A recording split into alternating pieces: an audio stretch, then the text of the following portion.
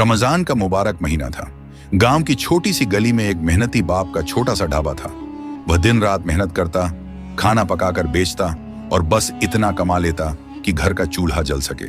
न ज्यादा ख्वाहिश, न कोई शिकायत, सिर्फ हलाल रोजी और अल्लाह पर भरोसा। उसकी एक जवान बेटी थी जो उसका हाथ बंटाती थी। रमजान के दिन थे। इफ्तार का वक्त करीब आता तो ढाबे पर जैसे रौनक सी छा जाती। गरम पकौड़े, खुशबूदार सालन, खजूर और रूह अफ़ज़ा की महक और मस्जिद से आती तिलावत की आवाज माहौल को और भी रूहानी बना देती। एक शाम इफ्तार से थोड़ी देर पहले गांव में एक अमीर ताजिर आया। उसके साथ कई लोग थे। महंगी कमीज, ऊंची आवाज और चेहरे पर साफ झलकता घमंड। वे सब ढाबे पर बैठ गए। बेटी घबराहट में खाना परोस रही थी। तभी उसके हाथ से थोड़ा सा सालन ताजिर की महंगी कमीज पर गिर गया। बस फिर क्या था, ताजिर गुस्से से लाल हो गया। तुम्हें पता भी है ये कमीज कितने की है? कभी इतने पैसे देखे भी हैं? ढाबे में सन्नाटा छा गया। बाप दौड़कर आया, हाथ जोड़कर बोला, हुजूर, बच्ची से गलती हो गई, रमजान का महीना है, माफ कर दीजिए। मगर ताजिर का घमंड और भड़क गया। माफी? या तो 2 गुना पैसा दो, वरना तुम्हारा बेटा मेरे साथ चलेगा, उसे गुलाम बनाकर रखूंगा। ये सुनते ही बाप के पैरों तले जमीन खिसक गई। बेटा कोने में खड़ा सब सुन रहा था। बेटी रो रही थी, लोग देख रहे थे, लेकिन कोई आगे न बढ़ा।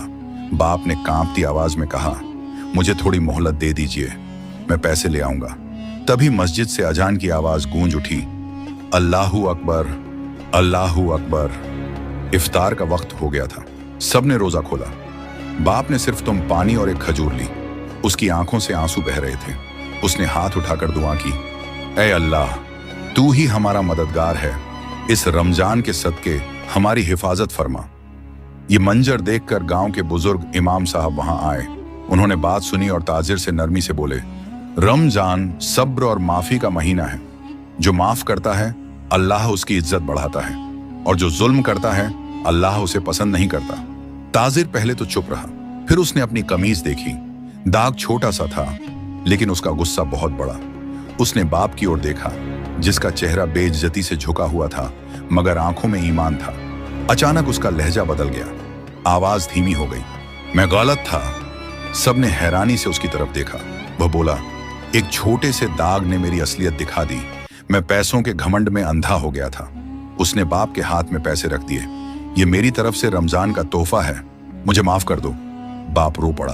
बेटी सजदे में गिरकर शुक्र अदा करने लगी। बेटा अपने बाप से लिपट गया। उस रात ढाबे पर सिर्फ इफ्तार नहीं हुआ, एक